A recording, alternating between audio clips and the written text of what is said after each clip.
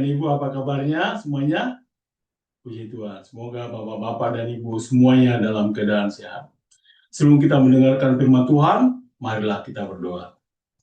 Ya Tuhan Bapa, kami hendak mendengarkan firman-Mu Tuhan, ajari kami Tuhan, supaya kami dapat memahami isi firman-Mu ini. Dan Saudara Kudus-Mu Tuhan bersama-sama dengan kami, supaya firman-Mu ini Tuhan menjadi berkat buat kami. Terpujilah Engkau Tuhan, dalam nama-Mu, Kristus Yesus Tuhan kami. Amin. Nas kita diambil dari Filemon, surat Paulus kepada Filemon 1 ayat 4 sampai 7. Demikian bunyinya. Ucapan syukur. Aku mengucap syukur kepada Allahku setiap kali aku mengingat Engkau dalam doaku. Karena aku mendengar tentang kasih-Mu kepada semua orang kudus dan tentang iman-Mu kepada Tuhan Yesus. Aku berdoa agar persekutuan-Mu di dalam iman turut mengerjakan pengetahuan akan segala yang baik di antara kita untuk Kristus. Dari kasih-Mu sudah kuperoleh kegembiraan besar dan kekuatan, sebab hati orang-orang kudus telah Kau hiburkan saudaraku. Demikianlah firman Tuhan, berbahagialah yang mendengarnya dan memeliharanya. Amin. Saudara-saudara yang terkasih dalam nama Tuhan Yesus, bagaimana saudara-saudara, apa kabarnya? Saudara yang sehat-sehat semuanya? Baik. Dimanapun saudara-saudara sedang menyaksikan video ini, mungkin di rumah, di kantor, mungkin di kendaraan, di rumah sakit, di kamar yang suci, di kamar sunyi, atau mungkin juga di tengah pergumulan yang tidak diketahui siapapun. Saya percaya saudara-saudara menonton video ini bukan suatu kebetulan. Tuhan sedang berbicara kepada saudara-saudara. Saya tidak tahu apa yang sedang saudara hadapi hari ini. Mungkin ada yang sedang berjuang dengan masalah keluarga, mungkin ada sedang memikirkan kondisi ekonomi, mungkin ada yang sedang kecewa karena doa yang belum terjawab. Mungkin juga dari saudara-saudara ada yang sedang terluka karena perkataan seseorang. Atau juga dari saudara-saudara yang menonton ini, mungkin ada yang sedang kehilangan semangat hidup. Atau juga ada yang sedang bertanya dalam hati, Tuhan, apakah Engkau masih peduli kepadaku? Tuhan, apakah Engkau masih mengasihiku? Tuhan, apakah hidupku masih berarti? Dan mungkin yang paling berat adalah ketika luka itu bukan berasal dari orang asing, tapi dari orang yang paling dekat. Mungkin dari keluarga, dari sahabat, dari rekan pelayanan, atau juga dari orang yang kita percayai. Karena itu kita seringkali bukan keadaan yang membuat kita paling terluka, tapi manusia. Bukan kesulitan hidup yang paling melelahkan, tapi hubungan yang rusak. Bukan pekerjaan yang paling menguras tenaga, tapi hati yang terluka. Dan jika kita jujur saudara-saudara, dunia yang kita hadapi hari ini sedang mengalami krisis yang besar. Bukan hanya tentang krisis ekonomi, bukan hanya krisis moral, bukan hanya krisis politik, tapi adalah krisis kasih. Kita hidup di tengah dunia yang semakin sibuk, tetapi semakin kesepian. Semakin terhubung melalui teknologi, tapi semakin jauh secara hati. Semakin banyak informasi, tetapi semakin sedikit penghiburan. Semakin banyak teman di media sosial, tapi semakin sedikit orang yang benar-benar peduli. Banyak orang tersenyum di foto, tapi menangis saat sendirian. Banyak orang terlihat luka, terlihat kuat, tapi sebenarnya hampir menyerah. Banyak orang hadir di gereja, tapi hatinya sedang lelah. Dan mungkin ada yang sedang mendengarkan khotbah malam hari ini melalui kanal ini juga mengalami keadaan seperti itu. Saudaraku yang terkasih dalam Tuhan Yesus, ada sesuatu yang menarik. Ketika Tuhan menciptakan manusia, Tuhan tidak pernah merancang manusia untuk hidup tanpa kasih. Manusia dapat hidup beberapa hari tanpa makanan, Manusia dapat hidup beberapa waktu tanpa kenyamanan. Tetapi manusia tidak pernah dirancang untuk hidup tanpa kasih. Karena sejak awal penciptaan, Allah sendiri adalah kasih. Dan setiap manusia diciptakan untuk menerima kasih dan memberikan kasih. Itulah sebabnya saudara-saudara, ketika kasih hilang, jiwa akan menjadi kering. Ketika kasih hilang, keluarga menjadi dingin. Ketika kasih hilang, gereja menjadi formalitas. Ketika kasih hilang, hidup terasa berat. Tapi kabar baiknya hari ini saudara-saudara adalah Tuhan tidak pernah berhenti bekerja melalui kasih-Nya. Bahkan ketika manusia gagal mengasihi kita, bahkan ketika orang yang kita harapkan mengecewakan kita, bahkan ketika dunia tampak dingin dan tidak peduli, kasih Tuhan tetap sama. Kasih Tuhan tetap setia. Kasih Tuhan tetap mengejar kita. Kasih Tuhan tetap memulihkan kita. Dan yang luar biasa adalah saudara-saudara, Tuhan tidak hanya ingin kita menerima kasih itu. Tuhan ingin kita menjadi saluran kasih itu. Hari ini saudara-saudara, kita akan belajar dari seorang tokoh yang mungkin jarang dibicarakan. Namanya adalah Filemon. Dia adalah bukan seorang nabi besar, juga bukan seorang rasul terkenal, juga bukan seorang raja, juga bukan seorang pemimpin yang mengubah dunia dengan kekuasaan. Tapi ia mengubah kehidupan banyak orang dengan kasih. Rasul Paulus menulis sesuatu yang luar biasa tentang dirinya. Nah, di dalam Filemon ayat 7 ini Paulus berkata, "Dari kasihmu sudah kuperoleh kegembiraan besar dan kekuatan, sebab hati orang-orang kudus telah kau hiburkan, saudaraku." Nah, perhatikan baik-baik. Paulus tidak berkata, "Aku dikuatkan oleh kekayaanmu." Dia tidak berkata, "Aku dikuatkan oleh kedudukanmu." Dia juga tidak berkata, "Aku dikuatkan oleh kepintaranmu." Namun ia berkata, "Aku dikuatkan oleh kasihmu." Betapa luar biasa saudara-saudara. Seseorang dapat hidup sedemikian rupa, sehingga kehadirannya memberi kekuatan bagi orang lain. Seseorang dapat hidup sedemikian rupa, sehingga orang lain merasa disegarkan ketika bertemu dengannya. Seseorang dapat hidup sedemikian rupa, sehingga ketika namanya disebut, orang lain bersyukur kepada Tuhan. Saudara-saudara, bukankah itu kehidupan yang kita rindukan? Bayangkan jika suami menjadi penguat bagi istrinya. Bayangkan juga jika istri menjadi penguat bagi suaminya. Bayangkan juga jika orang tua menjadi penguat bagi anak-anaknya. Bayangkan juga jika gereja menjadi penguat bagi dunia yang terluka. Bayangkan juga saudara-saudara, jika setiap orang percaya menjadi saluran kasih Kristus. Tentu dunia ini akan berbeda. Keluarga akan berbeda. Gereja akan berbeda. Dan hidup kita juga akan berbeda. Tapi pertanyaannya adalah, saudara-saudara, bagaimana kita memilih kasih seperti itu? Bagaimana kita bisa tetap mengasihi ketika dikasakiti? Bagaimana kita bisa mengampuni ketika hati terluka? Bagaimana kita bisa menguatkan orang lain ketika kita sendiri sedang berjuang? Bagaimana kita bisa menjadi sumber sukacita di tengah dunia yang penuh kepahitan? Nah, jawaban atas pertanyaan-pertanyaan itu tidak ditemukan dalam motivasi manusia. Tidak ditemukan dalam kekuatan diri sendiri. Tidak ditemukan dalam pikiran positif semata. Jawabannya hanya ditemukan di dalam Tuhan Yesus Kristus. Karena kasih yang sejati selalu lahir dari salib. Kasih yang sejati selalu dimulai ketika seseorang mengalami kasih Kristus terlebih dahulu. Hari ini saudara-saudara, saya percaya Roh Kudus akan berbicara kepada kita. Mungkin Tuhan akan menyembuhkan hati yang terluka. Mungkin juga saudara-saudara, Tuhan akan memulihkan hubungan yang retak.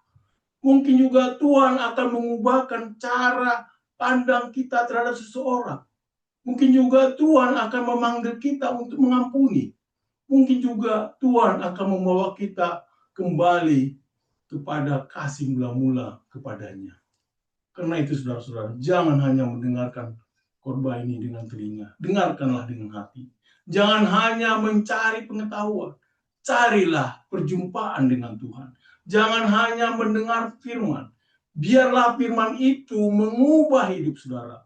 Mari kita buka hati kita, masuk lebih dalam ke dalam firman Tuhan yang terdapat dalam Filemon 1 ayat 4-7 dengan tema kasih membuat jiwa yang lelah kembali hidup.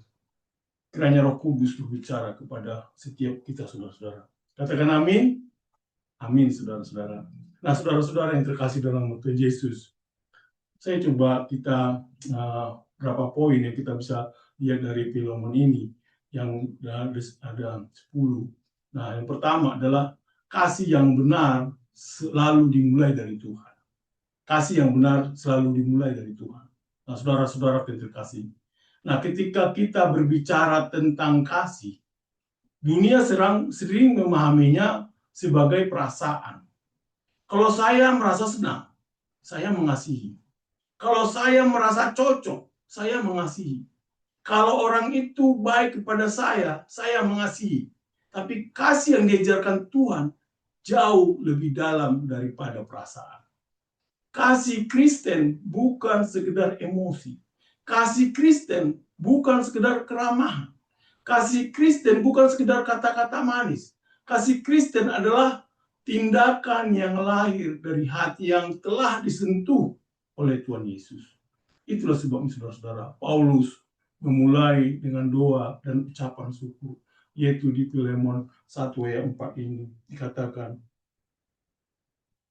aku mengucap syukur kepada Allahku setiap kali aku mengingat engkau dalam doaku. Saudara-saudara, Paulus tidak memulai dengan manusia. Paulus memulai dengan Allah. Ia tidak berkata, Filemon, engkau orang yang hebat. Ia juga tidak berkata, Filemon, engkau luar biasa karena kekuatanmu sendiri. Tapi Paulus berkata, aku mengucap syukur kepada Allahku. Mengapa, saudara-saudara? Karena Paulus tahu, setiap kasih yang sejati adalah karya Allah. Saudaraku yang terkasih, ketika seseorang bisa mengasihi dengan tulus, itu bukan hanya karena kepribadiannya yang baik. Itu karena Tuhan sedang bekerja di dalam hatinya. Nah, ketika seseorang bisa mengampuni, itu bukan karena lukanya tidak dalam. Itu karena kasih Kristus lebih dalam daripada lukanya. Ada orang yang berkata, saya tidak bisa mengasihi lagi. Saya sudah terlalu sering dikecewakan. Ada juga yang berkata, saya tidak bisa mengampuni. Luka itu terlalu menyakitkan. Ada juga yang berkata, saya tidak bisa peduli lagi. Saya sudah lelah.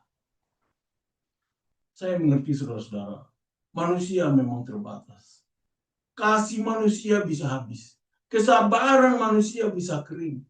Kekuatan manusia bisa runtuh. Tapi kabar baiknya saudara-saudara, kasih Tuhan tidak pernah habis.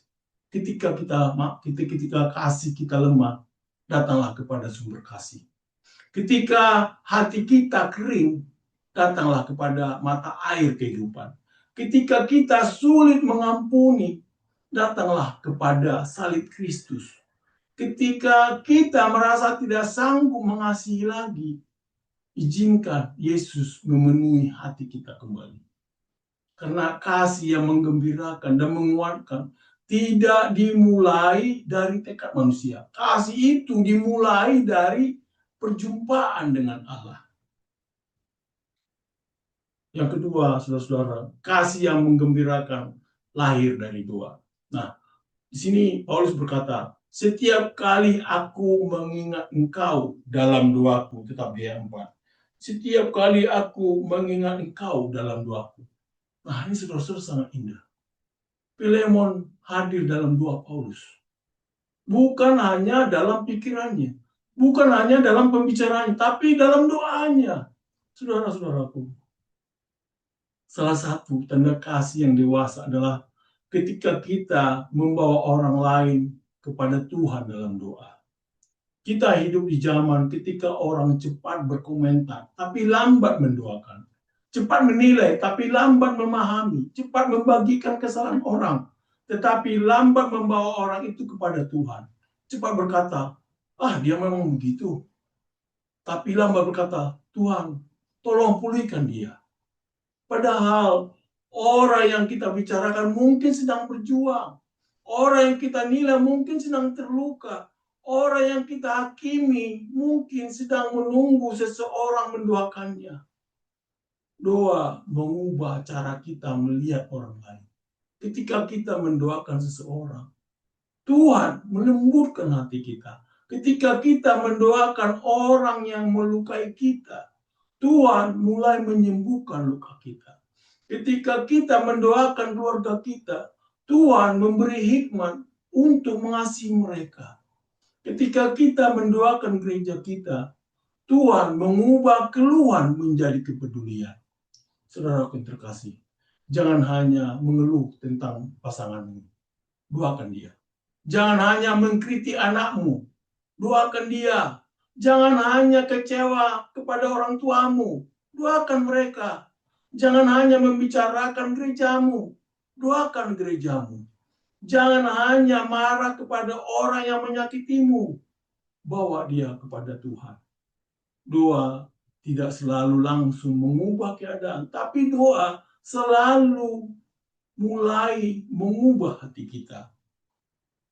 Dan ketika hati berubah, cara bicara juga berubah. Ketika hati berubah, cara pandang kita juga berubah. Ketika hati berubah, suasana rumah berubah. Ketika hati berubah, pelayanan berubah. Ketika hati berubah, hubungan yang retak mulai punya jalan untuk dipulihkan. Kasih yang menggembirakan dimulai dari lutut yang berdoa. Yang ketiga, saudara-saudara, kasih yang sejati terhubung dengan iman kepada Yesus. Kita baca di ayat 5 mengatakan, karena aku mendengar tentang kasih-Mu kepada semua orang kudus dan tentang iman-Mu kepada Tuhan Yesus. Nah, perhatikan hubungan ini, saudara-saudara. Kasih kepada orang kudus dan iman kepada Tuhan Yesus. Jadi ada dua sini. Kasih kepada orang kudus dan iman kepada Tuhan Yesus. Paulus tidak memisahkan iman dan kasih. Iman tanpa kasih menjadi dingin. Kasih tanpa iman kehilangan arah. Iman yang sejati menghasilkan kasih.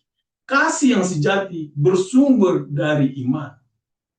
Ada orang berkata demikian, saya percaya kepada Tuhan, tapi hidupnya penuh kebencian. Ada juga orang berkata, saya melayani Tuhan, tapi sikapnya melukai orang lain. Ada orang berkata, saya cinta firman Tuhan, tapi saudara-saudara, dia tidak mau mengampuni. Ada orang yang berkata, saya aktif di gereja, tapi saudara-saudara, hatinya keras.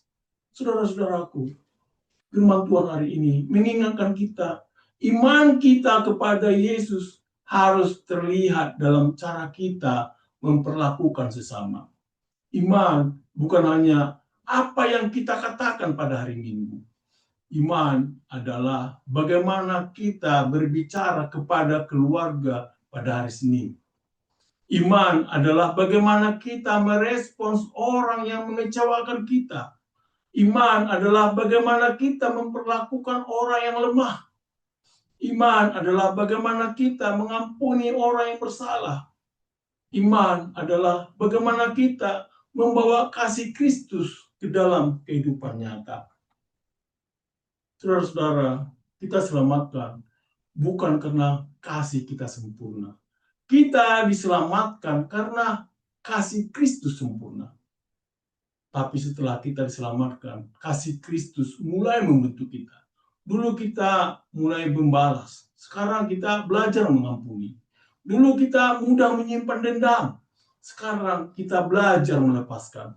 Dulu kita mengasihi orang tertentu, sekarang kita belajar mengasihi lebih luas. Dulu kita hidup untuk diri sendiri, sekarang kita hidup untuk Kristus. Itulah kuasa iman yang sejati. Nah, yang keempat adalah kasih Filemon adalah kasih yang terdengar. Nah, Paulus berkata, aku mendengar tentang kasih-Mu. Sibukkan situ, aku mendengar tentang kasih-Mu. Ayat 5. Ini berarti apa, saudara-saudara? Ini berarti kasih Filemon bukan hanya tersembunyi yang tidak berdampak. Kasihnya terdengar, kasihnya diketahui, kasihnya dirasakan oleh orang lain. Saudaraku terkasih, kasih yang nyata tidak perlu diumumkan dengan keras. Dampaknya akan berbicara sendiri. Orang tidak perlu berkata, aku orang yang penuh kasih, jika hidupnya memang penuh kasih. Orang tidak perlu mempromosikan kebaikannya, sebab kebaikan yang tulus akan meninggalkan jejak. Filemon tidak sedang membangun reputasi. Ia sedang hidup dalam kasih. Tapi justru karena kasihnya nyata, Paulus mendengarnya. Pertanyaannya adalah, kalau orang mendengar tentang hidup kita, apa yang mereka dengar? Apakah mereka mendengar bahwa kita suka menolong? Ataukah mereka mendengar bahwa kita suka melukai? Apakah mereka mendengar bahwa kita membawa damai? Ataukah mereka mendengar bahwa kita sering memperkeruh keadaan? Apakah mereka juga mendengar bahwa kita menguatkan? Ataukah mereka mendengar bahwa kita melemahkan? Apakah keluarga kita mengenal kita sebagai pribadi yang penuh kasih? Apakah gereja mengenal kita sebagai pribadi yang membangun? Apakah rekan kerja kita mengenal kita sebagai orang yang membawa terang? Saudara-saudaraku terkasih, kita semua meninggalkan kesan. Kita semua membawa pengaruh. Kita semua menanam sesuatu dalam hati orang lain. Ada orang yang meninggalkan luka, ada orang yang meninggalkan kekuatan, ada orang yang meninggalkan kepahitan, tapi ada juga orang yang meninggalkan kekuatan, meninggalkan sukacita, dan juga meninggalkan pengharapan. Tuhan memanggil kita menjadi orang seperti Filemon, orang yang kasihnya terdengar karena kasihnya terasa. Di sini saudara-saudara, Paulus mendengar tentang kasih Filemon kepada semua orang kudus, dikatakan di sini. Nah ini saudara-saudara penting, saudara-saudara. Filemon tidak hanya mengasihi kelompok tertentu. Ia tidak hanya mengasihi orang yang cocok dengannya. Ia tidak hanya mengasihi orang yang menguntungkan dirinya. Kasihnya dikenal luas kepada semua orang kudus. Saudara-saudaraku, salah satu ujian kasih Kristen adalah apakah kasih kita pilih-pilih? Mudah mengasihi orang yang memuji kita, mudah mengasihi orang yang sepaham dengan kita, mudah mengasihi orang yang baik kepada kita, mudah mengasihi orang yang tidak mengganggu kepentingan kita. Tapi kasih Kristus memanggil kita lebih jauh. Kasih Kristus memanggil kita mengasihi yang lemah, mengasihi yang terluka. Kasih Kristus memanggil kita mengasihi yang sulit. Kasih Kristus memanggil kita mengasihi orang yang berbeda. Kasih Kristus memanggil kita mengasihi bahkan orang yang perlu kita ampuni. Ini bukan berarti kita membiarkan dosa. Ini bukan berarti kita mengabaikan kebenaran. Ini bukan berarti kita tidak perlu hikmat dan batas yang sehat. Tapi ini berarti hati kita tidak boleh dikuasai oleh kebencian. Yesus mengasihi kita ketika kita tidak layak. Yesus menerima kita ketika kita datang dalam pertobatan. Yesus tidak menolak jiwa yang hancur. Yesus tidak membuang orang yang bersuh kepadanya. Karena itu saudara-saudara, sebagai orang yang sudah menerima kasih Kristus, kita dipanggil untuk menjadi saluran kasih itu. Mungkin ada orang yang Tuhan taruh dalam hidup kita, bukan karena mudah dikasihi, tapi karena melalui orang itu, Tuhan sedang membentuk hati kita. Tuhan sedang mengajar kita sabar. Tuhan sedang mengajar kita rendah hati. Tuhan sedang mengajar kita mengampuni. Tuhan sedang mengajar kita mengasihi seperti Kristus mengasihi. Dan keenam, saudara-saudara, persekutuan iman harus aktif menghasilkan kebaikan. Nah, di sini saudara-saudara di ayat 6 berkatakan, aku berdoa agar persekutuanmu di dalam iman turut mengerjakan pengetahuan akan segala yang baik di antara kita untuk Kristus. Nah, saudara-saudara, iman Filemon bukan iman yang pasif. Paulus berdoa supaya persekutuan imannya aktif. Persekutuannya bekerja, persekutuan imannya menghasilkan kebaikan, persekutuan imannya semuanya itu adalah untuk Kristus. Saudaraku yang terkasih, iman Kristen bukan iman yang diam. Iman Kristen itu bergerak. Iman Kristen itu melayani. Iman Kristen itu membangun. Iman Kristen itu menguatkan. Iman Kristen menghasilkan buah. Persekutuan Kristen juga bukan sekedar berkumpul. Gereja bukan hanya tempat yang kita datang, duduk, menyanyi, mendengar khotbah lalu pulang. Bukan itu, saudara-saudara. Gereja adalah keluarga rohani. Dalam keluarga rohani, kita saling memperhatikan. Dalam keluarga rohani, kita saling mendoakan. Dalam keluarga rohani, kita saling menguatkan. Dalam keluarga rohani, kita saling menegur dalam kasih. Dalam keluarga rohani, kita saling menopang ketika lemah. Dalam keluarga rohani, kita saling menolong ketika jatuh. Gereja yang sehat bukan gereja yang tidak pernah punya masalah. Gereja yang sehat adalah gereja yang membawa masalahnya kepada Kristus dan belajar saling memulihkan dalam kasih.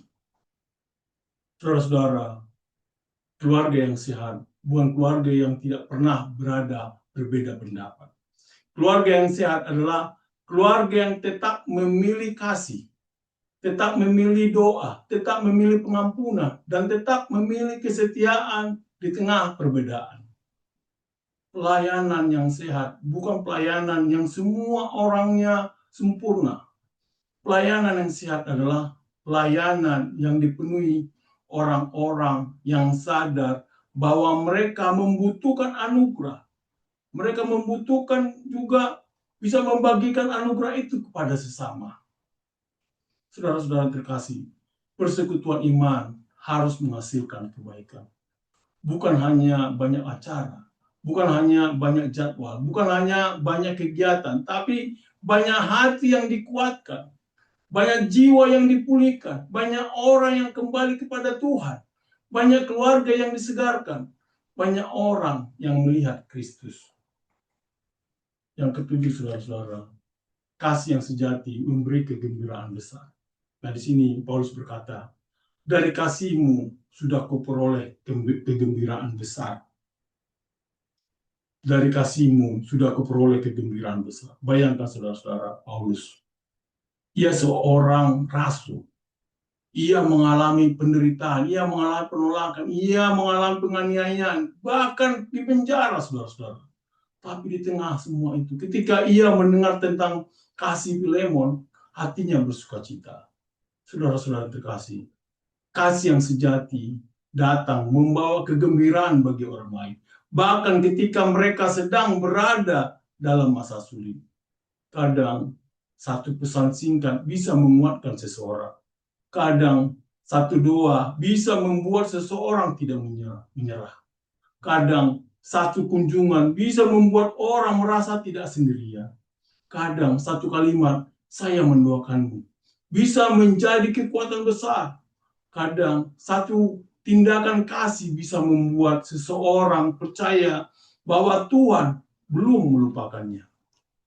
Jangan pernah meremehkan kasih yang kecil, tapi tulus. Mungkin saudara merasa apa yang sedang saya lakukan tidak besar.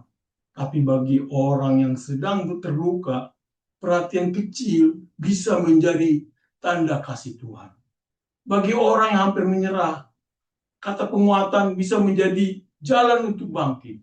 Bagi orang yang merasa sendirian, kehadiran saudara-saudara bisa menjadi jawaban doa. Kasih Filemon memberi kegembiraan besar kepada Paulus. Pertanyaannya, apakah hidup kita membawa kegembiraan bagi orang lain?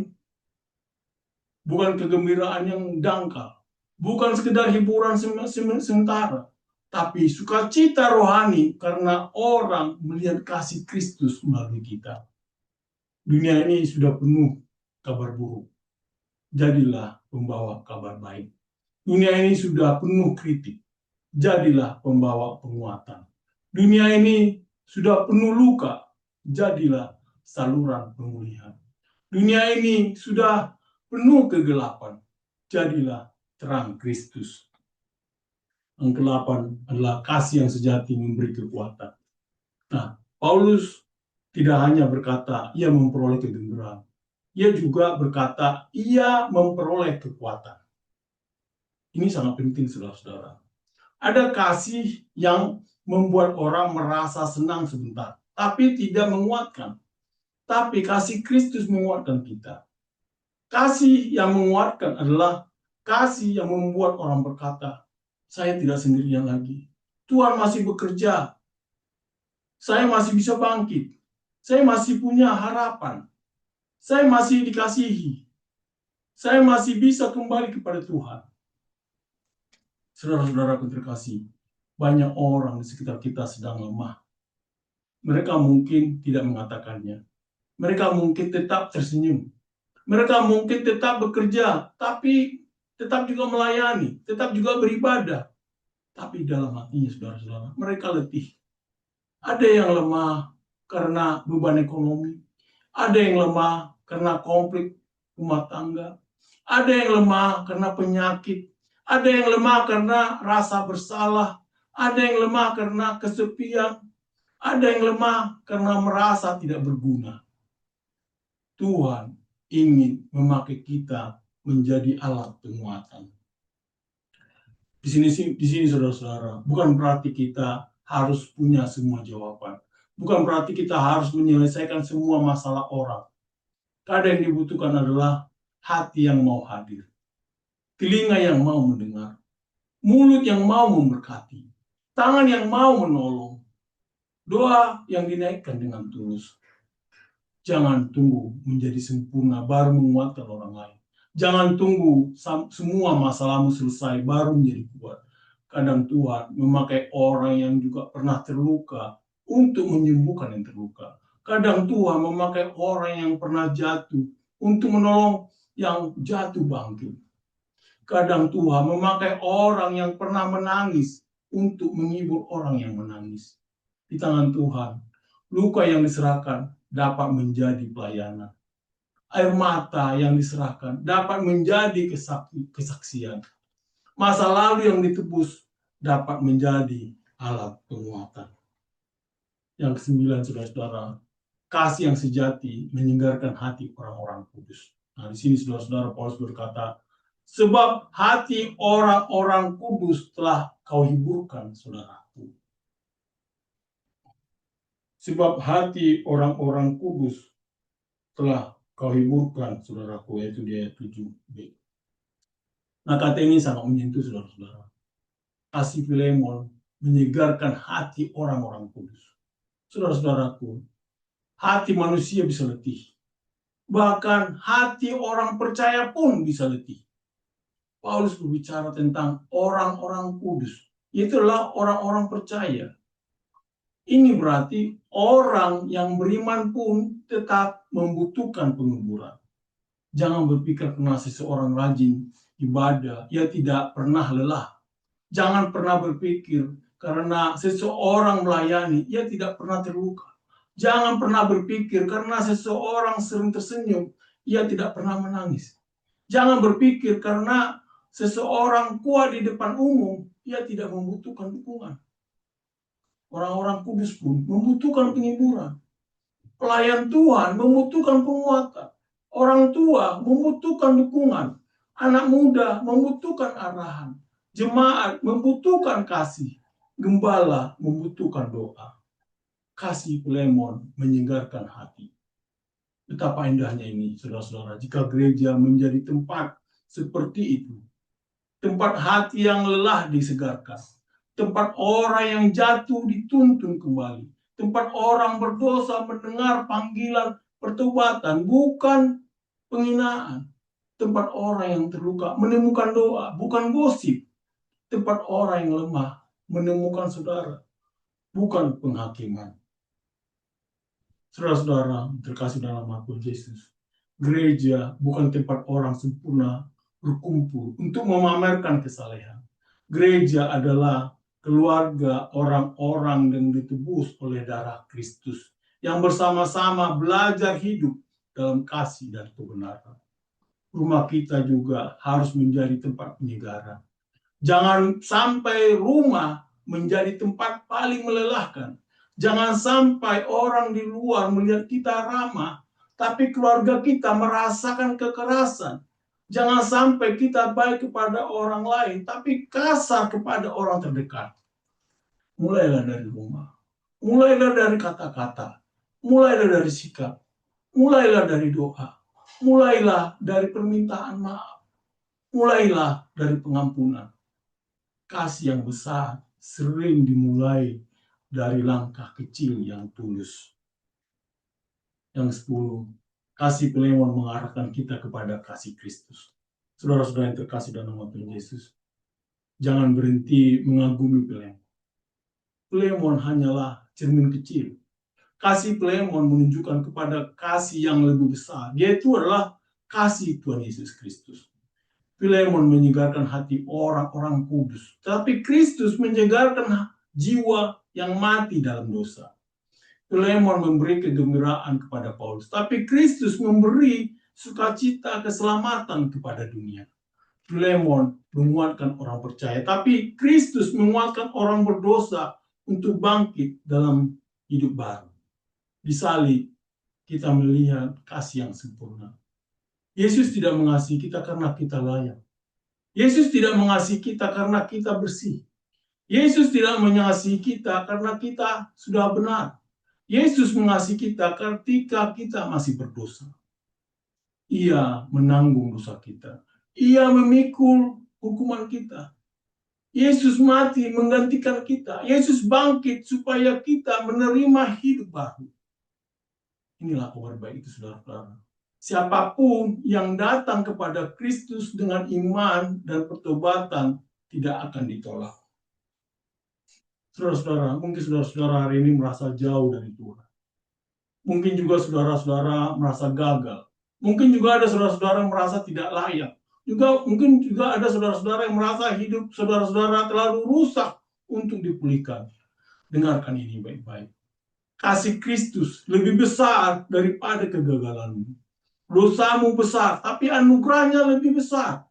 Lukamu dalam, tapi kasihnya lebih dalam. Masa lalumu kelam, tapi terang Kristus lebih kuat. Hatimu lelah, tapi Kristus sanggup memberi kelegaan. Hari ini, saudara-saudara, Tuhan memanggil saudara-saudara pulang. Bukan pulang kepada agama yang kosong. Bukan pulang kepada rutinitas tanpa hati. Tetapi pulang kepada Yesus. Pulang kepada Sang Juru Selamat. Pulang kepada Sang Gembala. Pulang kepada Sang Pemulih jiwa. Datanglah kepadanya. Percayalah kepadanya. Serahkan hidupmu kepadanya. Biarkan kasihnya memenuhi hatimu. Dan setelah saudara menerima kasih ini, jadilah saluran kasih. Jadilah orang yang ketika hadir, orang lain dikuatkan. Jadilah orang yang ketika berbicara, orang lain dibangun. Jadilah orang yang ketika melayani, orang lain melihat Kristus. Jadilah orang ketika mengasihi, hati yang lelah menemukan jalan pulang kepada Tuhan. Katakan amin, saudara-saudara. Amin, saudara-saudara. Saudara-saudara yang terkasih dalam nama Tuhan Yesus. Hari ini kita telah belajar dari Filemon 1 ayat 4-7 tentang satu kekuatan yang sanggup mengubah kehidupan manusia, yaitu kasih yang lahir dari iman kepada Tuhan Yesus Kristus. Ketika kita melihat kehidupan Filemon, kita menemukan sesuatu yang sangat menarik. Paulus tidak mengingat Filemon karena kekayaannya. Paulus tidak mengingat Filemon karena jabatannya. Paulus tidak mengingat Filemon karena pengaruh sosialnya. Paulus mengingat Filemon karena kasihnya. Kasih yang menggembirakan, kasih yang menguatkan, kasih yang menyegarkan hati, kasih yang membuat orang lain mengalami sentuhan Kristus. Dan jika kita merenungkan seluruh firman Tuhan hari ini, saudara-saudara, ada beberapa kebenaran penting yang tidak boleh kita lupakan. Yaitu adalah, pertama, kasih sejati selalu dimulai dari hubungan dengan Tuhan. Tidak ada seorang pun yang mampu mengasihi seperti Kristus dengan kekuatannya sendiri. Kasih manusia ada batasnya. Kesabaran manusia ada batasnya. Pengampunan manusia ada batasnya. Tapi kasih Tuhan tidak pernah habis. Karena itu, sebelum kita dapat menjadi saluran kasih, kita harus terlebih dahulu menerima kasih Kristus. Yang kedua, kasih sejati selalu terlihat dalam tindakan. Kasih bukan hanya kata-kata. Kasih bukan hanya teori. Kasih bukan hanya slogan rohani. Kasih harus terlihat dalam kehidupan sehari-hari. Dalam cara kita berbicara. Dalam cara kita memperlakukan keluarga. Dalam cara kita melayani. Dalam cara kita mengampuni. Dalam cara kita menerima orang lain. Yang ketiga, kasih sejati memberi kekuatan kepada orang lain. Nah, Paulus berkata, saudara-saudara, dari kasihmu sudah kuperoleh kegembiraan besar dan kekuatan. Betapa indahnya jika hidup kita dapat menjadi sumber kekuatan bagi orang lain. Ketika orang lain hampir menyerah, ketika orang lain sedang terluka, ketika orang lain kehilangan harapan, kehadiran kita membawa penghidupan. Ketika kata-kata kita membawa semangat, doa kita membawa kekuatan, kasih kita membawa pemulihan. Yang keempat, saudara-saudara, kasih sejati menyegarkan hati yang letih. Hari ini dunia dipenuhi oleh orang-orang yang lelah.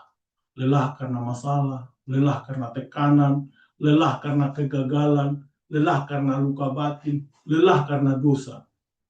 Dan Tuhan memanggil gerejanya menjadi tempat di mana hati yang letih dapat menemukan kesegaran. Yang kelima adalah kasih sejati selalu membawa orang kepada Kristus. Tujuan akhir kasih Kristen bukan sekedar membuat orang merasa nyaman. Tujuan akhirnya adalah membawa manusia kepada Yesus. Membawa orang berdosa kepada pertobatan. Membawa yang tersesat kembali kepada Bapa. Membawa yang terluka kepada Sang Penyembuh. Membawa yang lelah kepada Sang Pemberi kelegaan. Saudara-saudara yang terkasih dalam nama Tuhan Yesus, ketika Paulus memandang Filemon, ia melihat seseorang yang hidupnya menjadi berkat. Pertanyaannya hari ini adalah, apakah hidup kita juga menjadi berkat? Ketika nama kita disebut, apakah orang bersyukur kepada Tuhan? Ketika kita hadir, apakah orang lain dikuatkan? Ketika kita berbicara, apakah orang lain dibangun? Ketika kita melayani, apakah orang lain melihat Kristus? Ataukah justru sebaliknya?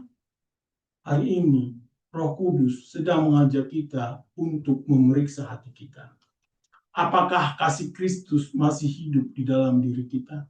Apakah kita masih memiliki hati yang lembut? Apakah kita masih mudah tergerak oleh kebutuhan orang lain? Apakah kita masih memiliki kerinduan untuk menjadi saluran berkat? Ataukah hati kita sudah menjadi dingin? Ataukah kita sedang menyimpan kepahitan? Ataukah kita sedang menyimpan kemarahan? Ataukah kita sedang menjauh dari Tuhan? Nah, jika demikian, saudara-saudara, hari ini adalah hari pemulihan. Hari ini adalah hari anugerah. Hari ini adalah hari ketika Tuhan memanggil saudara kembali kepadanya. Karena kasih Kristus sedang tersedia. Kasih Kristus masih sanggup memulihkan. Kasih Kristus masih sanggup mengampuni. Kasih Kristus masih sanggup mengubah hidup. Kasih Kristus masih sanggup menghidupkan kembali jiwa yang lelah. Saudara-saudara yang terkasih dalam nama Tuhan Yesus, sebelum kita mengakhiri khotbah ini, saya ingin berbicara secara pribadi kepada saudara. Mungkin saat ini saudara sedang menonton sendirian. Mungkin juga tidak ada seorang pun yang mengetahui pergumulan saudara. Tapi Tuhan tahu. Tuhan melihat air mata yang tidak dilihat orang lain. Tuhan mendengar doa yang tidak pernah terdengar oleh manusia. Tuhan mengetahui luka yang selama ini saudara sembunyikan. Tuhan mengetahui rasa bersalah yang saudara pikul. Tuhan mengetahui kelelahan yang ada dalam hati saudara. Dan hari ini Tuhan berkata kepada saudara, aku mengasihimu. Bukan karena saudara sempurna, bukan karena saudara tidak pernah gagal, bukan karena tidak pernah berdosa, tapi karena kasihnya memang demikian besar. Mungkin saudara sudah lama jauh dari Tuhan. Mungkin saudara pernah aktif melayani, tapi sekarang dingin secara rohani. Mungkin saudara sedang hidup dalam dosa. Mungkin saudara sedang kehilangan arah. Mungkin saudara juga merasa tidak layak datang kepada Tuhan. Dengarkanlah ini baik-baik saudara-saudara. Tidak ada dosa yang terlalu besar bagi kasih karunia Kristus. Tidak ada masa lalu yang terlalu gelap bagi terang Kristus. Tidak ada kasih yang terlalu hancur bagi tangan Kristus. Tidak ada kehidupan yang terlalu rusak bagi kuasa Kristus. Di kayu salib, Yesus sudah membayar lunas dosa kita. Ia mati untuk menggantikan kita. Ia bangkit untuk memberikan hidup yang baru. Dan hari ini, ia masih membuka tangannya. Ia masih memanggil, datanglah kepadaku. Bukan besok, bukan nanti, tapi hari ini. Jika saudara rindu dipulihkan, jika saudara rindu diampuni, jika saudara rindu memulihkan hidup yang baru, jika saudara rindu mengalami kasih Tuhan yang sejati, jika saudara rindu menyerahkan hidup kepada Yesus, saya mengajak saudara-saudara dimanapun saudara berada untuk berdoa bersama saya. Katakanlah dalam hati, berdoalah demikian. Tuhan Yesus, hari ini aku datang kepadamu. Aku mengaku bahwa aku adalah orang berdosa. Aku membutuhkan Engkau sebagai Tuhan dan Juru Selamatku. Ampunilah segala dosa dan pelanggaranku. Sucikan aku dengan darah-Mu yang kudus. Pulihkan hidupku, sembunyikan hatiku, lepaskan aku dari segala kepahitan, lepaskan aku dari segala kekuatan dan dosa. Aku percaya bahwa Engkau mati di kayu salib untuk menebus dosaku. Aku percaya bahwa Engkau bangkit dan hidup untuk selama-lamanya. Mulai hari ini, aku menyerahkan hidupku kepadamu. Jadilah Tuhan dan Raja dalam hidupku. Penuhi aku dengan Roh Kudus-Mu. Ajar aku hidup dalam kasih-Mu. Dan pakailah hidupku menjadi saluran berkat bagi banyak orang. Demikianlah saudara-saudara berdoa. Katakan amin. Amin, saudara-saudara.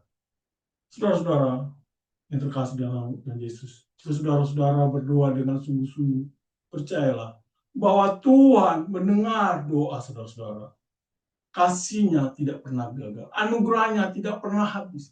Dan mulai hari ini, biarlah hidup saudara-saudara menjadi seperti Filemon. Menjadi sumber sukacita. Menjadi sumber kekuatan. Menjadi sumber penghiburan.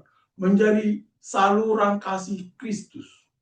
Dan ketika suatu hari nama saudara disebut oleh orang lain, mereka dapat berkata, aku bersyukur kepada Tuhan karena hidupnya telah membawa aku lebih dekat kepada Yesus.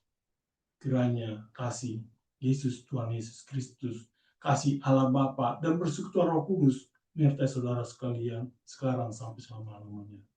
Amin. Mari kita berdoa. Ya Tuhan Bapa, kami telah mendengarkan firman-Mu Tuhan. Ajari kami Tuhan supaya kami dapat memahami firman-Mu ini Tuhan. Dan apa yang kami dengar juga tadi barusan Tuhan. Ajari kami supaya kami dapat memiliki kasih pada saudara-saudara kami Tuhan. Terpujilah Engkau Tuhan, di dalam nama-Mu Kristus Yesus Tuhan kami. Amin.